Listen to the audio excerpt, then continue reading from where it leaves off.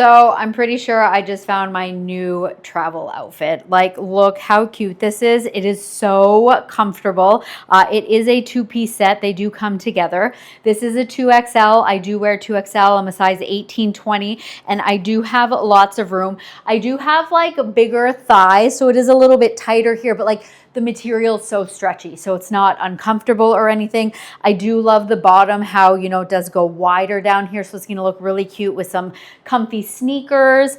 And I love the length as well. I'm only 5'5", just for reference. I do love the sweater, and the sweater, I do like that it has longer sleeves, because personally, especially when I'm traveling, I kind of like to be like this. And then of course you got this nice wide collar if you want. Of course, you got a great zipper where you can go all the way up. I personally never wear it like this, but maybe you will. Obviously you can put, I just have, you know, no shirt underneath here. That's just how I like to wear it. On the side here, you've got these two like little slits right here. So it just kind of gives you some of that space to open it up. But yeah, I think the size is perfect. Fits really comfortable, really soft. And man, I can't wait to get on an airplane.